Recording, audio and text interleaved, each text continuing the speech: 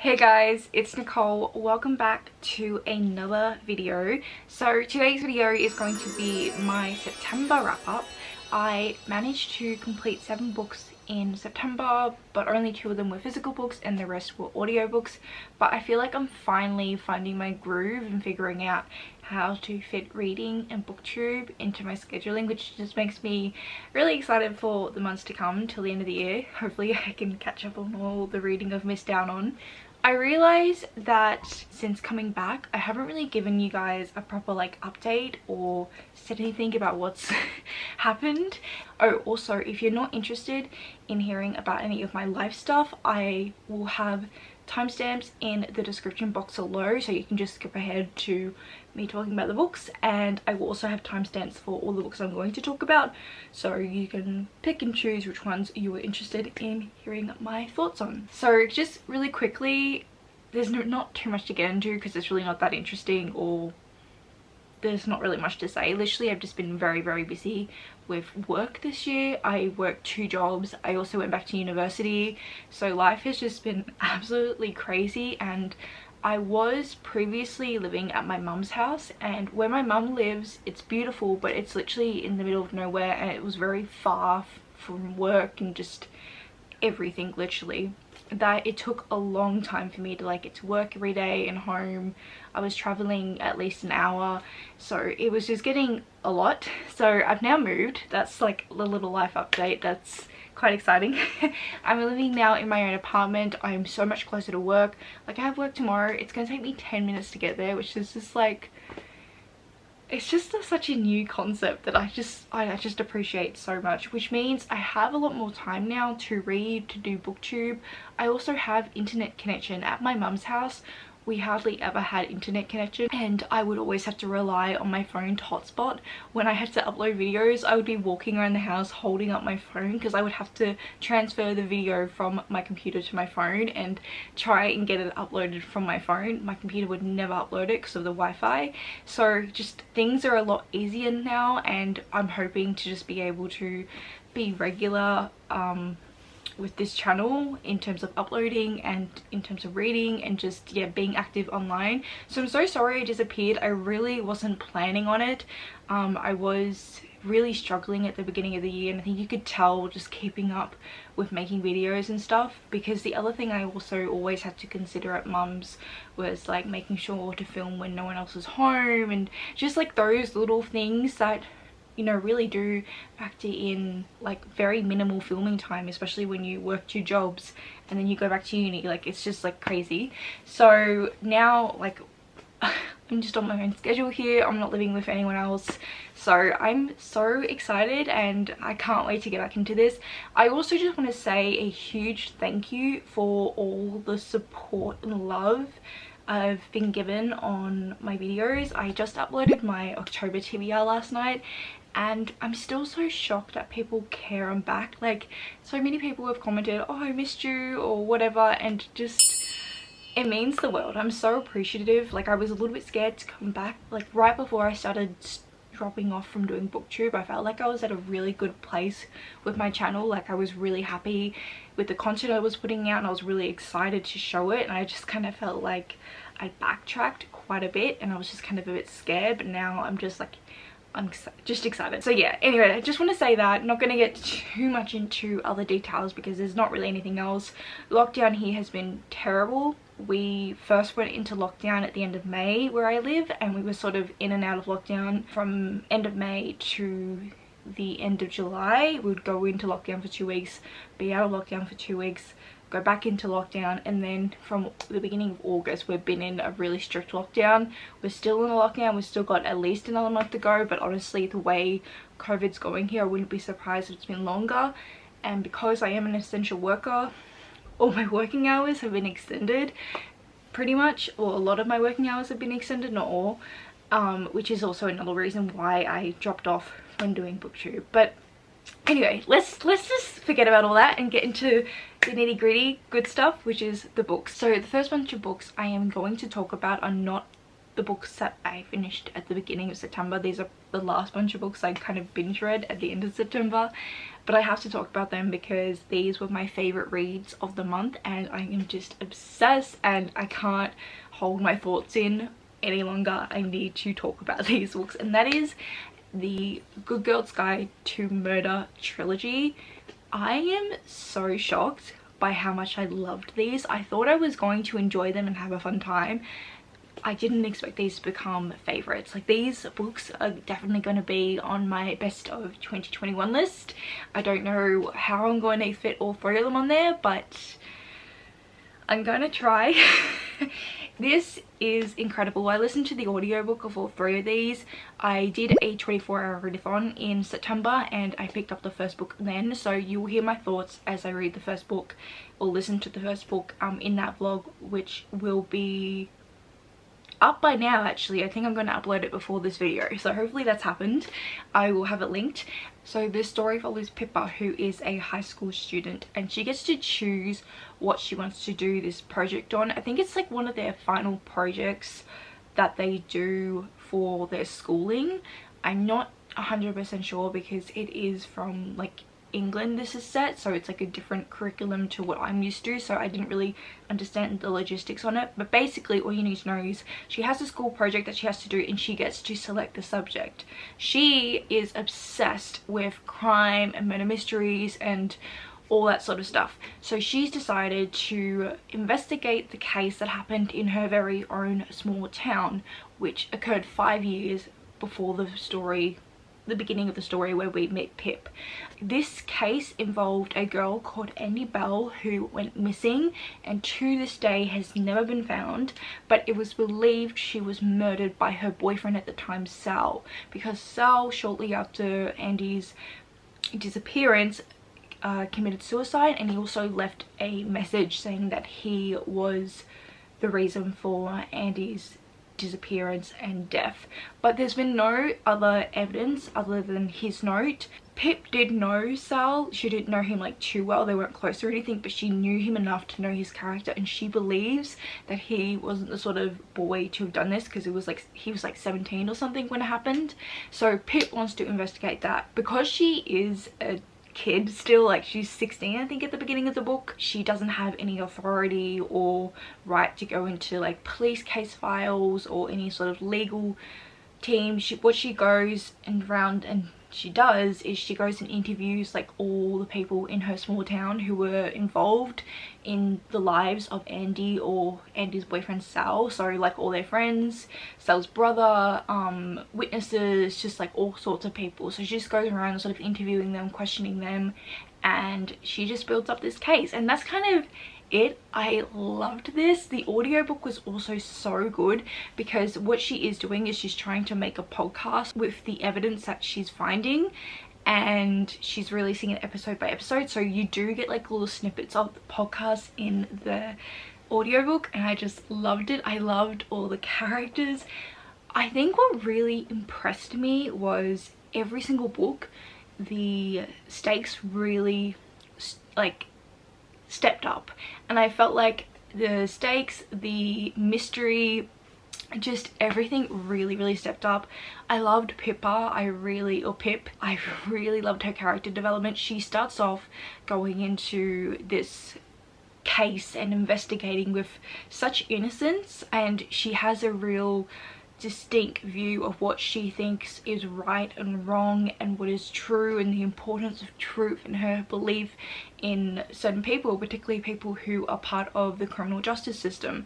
And by the end of the series, you see how messy things are, how messy people are, how messy the criminal justice system is, how messy truth can be, and just really sticky situations. Like, I cried multiple times throughout this series, particularly book one. Book one probably made me cry the most, and then I definitely cried in the third book.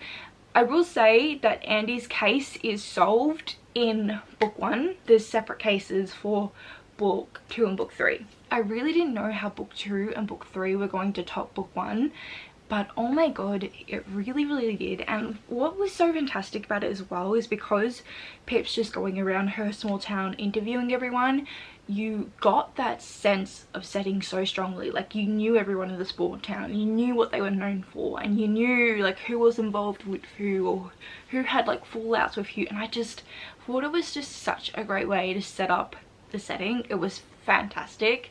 I loved Pitt's family and her relationships that she has in her life. Like, her best friend is the best, and I love like all the relationships that you see from the beginning and how they grow throughout the series. I just loved this so much. I don't really want to speak too much on book 2 and book 3. Book 2 does focus on a missing persons case. Someone that Pip knows has gone missing in real time, so she's trying to chase them in real time. And then in book 3 it focuses on a stalker, so Pip herself has a stalker. And that's all I really want to say. I think also something that really resonated with me was how I sort of talked about before, Pip's sort of view on criminal justice and on criminals, how that sort of changes. What you really see as well is her anger towards injustice that happens so often. And I just felt the emotions were so well written to this. Like, you were feeling what Pip was feeling. Like, if Pip was sad, you were sad. If Pip was pissed off and angry, you were pissed off and angry. And I just don't think I've been inside a character's head that like thoroughly in the longest time. I'm so glad to pick this up. I'm so bummed that Holly Jackson doesn't have any other books out at the moment, because I would have gone and read them immediately. Like I said, I haven't really been reading much this year, and this book I was like reading like in between my breaks on my 12-hour shifts, and usually those days I don't read at all because I'm way too tired. So yeah, 5 stars to all of them if it's not obvious, and I highly recommend them. I was really surprised I loved these because I know so many people loved this series. I think particularly last year it was quite popular, and I really thought I was just going to enjoy it, but I didn't think it was going to be a favorite. But Jesus, it's so good. Definitely the best YA mystery I've ever read. So yeah, I just realized that literally every other book I'm going to talk about is thrillers as well, thriller mysteries. I'm a new person now. I don't know what's happened. I haven't been reading much fantasy. I am actually in the middle of a couple of fantasy books, so hopefully I'll make my fantasy reading come back soon. But yeah, I really fallen. Clearly I haven't been reading because I can't even speak these days. I've clearly fallen in love with mysteries since I like took my break. And another one I read, but unfortunately I really did not like them much, is The Silent Patient. I again read this one in my 24-hour readathon vlog, and I don't know, I just didn't have words. I think what kind of surprises me by this one is just how popular it is. Like, this book, this author, I just see everywhere, and I just think it's very mediocre. Maybe that's just me. I mean, I guess I can see and understand that the twist is like a real twist that you don't see coming, and a lot of people really appreciate that. But I think where this book lost me is I really didn't like the characters. I really just did not like the characters. And I can like books that have unlikable characters, but these characters were just so awful that you just didn't care about them. There was no investment. It was just like, to the point that it was frustrating, basically. So this book follows a man who is a psychotherapist, and he has just gotten this new job that he's sort of chased for at this facility because there's this particular woman there that he wants to treat. This woman killed her husband, and after she killed her husband she just stopped speaking. So no one ever really knows what happened with her husband, if he was abusive, if there was something else going on that led her to kill him. So she's been in a mental facility since his death, and so many other psychotherapists and people in that field have tried to talk to her, help her, try and get her to speak, and no one's been successful. And this guy thinks that he can do it, so we just follow him, and it is mostly about him. Like, we get a lot of his background, which is what I think I didn't really like. Like, I think I went into this thinking it was going to be much more about the female character and like her life and just focus from her POV, but it's not. It's focused on him, and I just was not a fan. So yeah, I ended up giving this 2 stars. It's definitely like very readable and easy. Like I said, I read this in my 24-hour readathon, so I read this like in less than a day, so it's a very easy story to read and follow. But I don't know, I've read so many good thrillers now, and I know that this is not it, at least for me. The last book I read in that 24-hour readathon was Diary of a Murderer. This is a collection of short stories that are translated from Korean. I'm not going to say too much on this because it's kind of my own fault that I got this and I read it.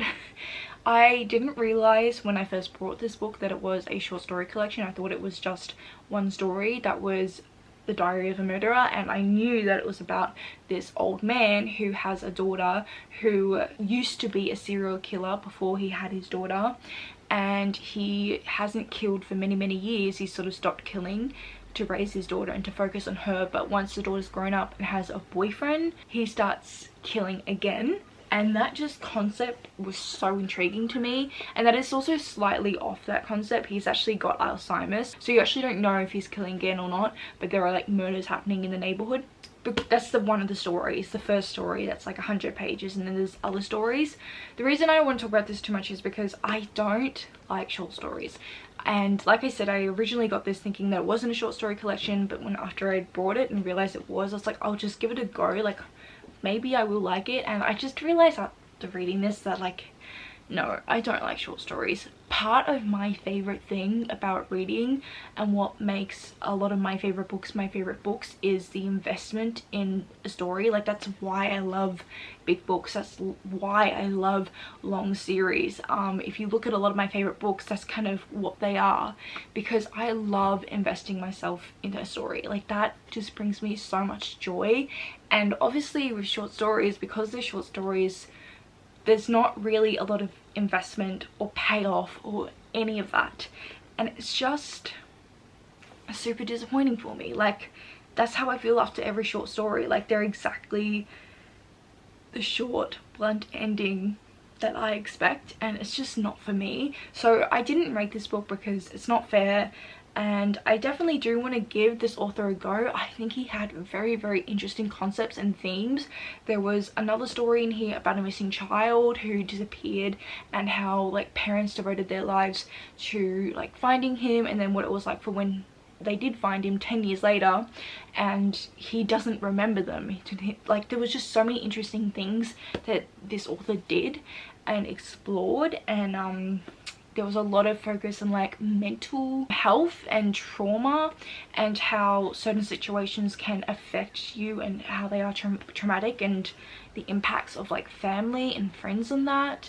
I thought it was really interesting, but like I said, I just felt like it just didn't delve in enough to those sort of things that I wanted it to, because it's just a story collection. So what else can you expect? We only have 2 books to go. This is such a short wrap-up. This is great. I love short wrap-ups. So unfortunately the next book is another one I didn't enjoy, but I promise you the one afterwards is another one I loved. So let's just get through another negative review and then we'll save a good review for last. I think that's a good idea. Yeah. So another book I read was The Silent Dead. This is translated from Japanese. I really wanted to try another Japanese crime mystery author after I'd read Keigo Higashino, because like I said, I've been loving his books, and yeah, I wanted to try another author, and unfortunately I was very disappointed by this one. I don't really like the audiobook for it as well. Like I didn't realize until a good portion of the way through that there were different POVs. I thought we were just following one POV, so that's just something to keep in mind if you're planning to read this book and listen to it through the audiobook. Just make sure that you know that there's 2 POVs, otherwise it's like fine. I just got like confused. I just had like a moment, and yeah. Anyway, this book follows this young detective who's like a lieutenant, and she's she's not like other girls, you know. She's the youngest detective, or lieutenant detective, and she's like one of the only female detectives. Like there's no one else in her squad that is a female, and she's very, very good at her job, and she's very, very beautiful, da da da da. She's one of those girls, and I think that was something that really irritated me the whole time I was listening to this audiobook, because it just kept really pushing that I'm not like other girls narrative. And it was very, very clear as well that she was written through a male gaze, because this author is a male, and it was just very sleazy gaze. I'm not gonna lie. It starts off and they find a body in a bag, and she sort of starts investigating it. Ends up being a sort of serial killer case. The way she figures out that it's a case of like serial killing was such a leap. Like it was just such a leap. Like I'm okay with authors doing like small leaps, having the character kind of make a little bit of a wild guess and actually getting it right and taking the narrative down that way, because I definitely do think like the narrative needs to be moved forward. Like you don't want a mystery to drag, but this was just like too extreme. The way this girl kept wild guessing and taking these huge leaps in the right direction was just ridiculous, that it really annoyed me. And that's what happened with a lot of this book. There was just so many things that kept happening that really annoyed me and was just so out there. I guess to some people that might be part of this book's charm, but it was just way too out of left field for me, unfortunately. And again, I gave it 2 stars. I don't think I will continue the series, because this is a detective series. I think we just follow this girl. I actually would have preferred the story if it was told from the perspective of the murderer. I think that would have actually been really, really interesting, because what was happening there was just a lot more well, not entertaining. I don't want to say entertaining, because murder isn't entertaining, but you know what I mean. It would have made for a much more compelling story. That's what I want to say. Finally, the last book I managed to complete in September was The Night's Wind, and again I loved this, and again I listened to the audiobook, and this is so good. We follow this woman who runs this true crime podcast, and this is her 3rd season. So she's coming to this small town for her 3rd season because she's going to follow the trial of a case that is currently happening. It is a rape trial, so she wants to sort of have the discussion on her podcast about rape and how it is such a divided crime. Like she mentions and talks about a lot how murder is so clear cut, like we know it's wrong, there's no question about it. But with rape, there are so many questions involved and so much wrong and so much stigma towards women and all of that. While she's on her way and while she's in the town, she starts getting these like really weird, kind of creepy messages from someone who is a viewer and sort of fan of hers. And it turns out this person has their own sort of case that they were involved in as a kid that happened in this town that this lady's staying at, and the case has never been solved, and this fan wants the lady to help her out because she thinks no one else is going to be able to solve it unless it's her.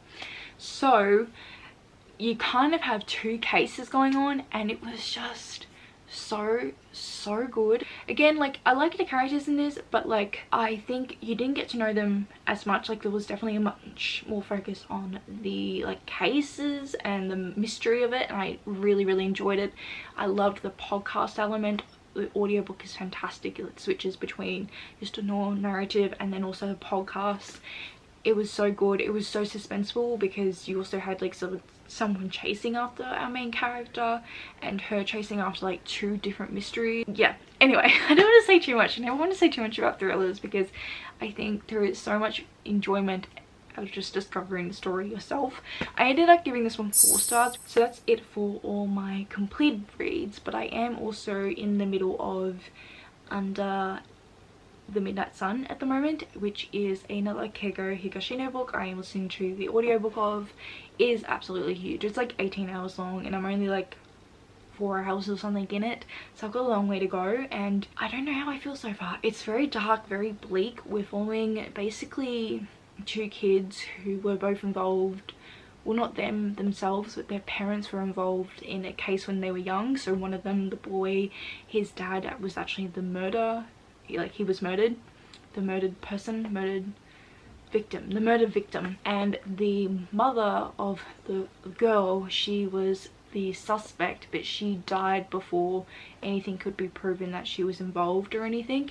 And we're just sort of following these two kids grow up. It's going to go over like decades, I believe. It starts in like the 1970s, and we're watching these kids grow up and how this like event impacted their lives. And yeah, that's kind of all I really know so far. It's, I'm not gripped. I kind of want to be gripped because his other books gripped me really quickly, but obviously since this is a bigger story, it's going to be a slower one. But yeah, hopefully I will finish that in October, so expect to hear my final thoughts in my October wrap up. There are a couple other books I'm also in the middle of, but we're going to keep them for next month's wrap up as well, just because they're going to be in vlogs, so you'll hear my thoughts in vlogs anyway. I don't think I need to talk about them. And yeah, so I think I'm going to leave it there for today. Thank you so much for watching. Let me know how your reading went in September, and I really hope that you're enjoying whatever you're currently reading, and I hope to see you next time. Bye!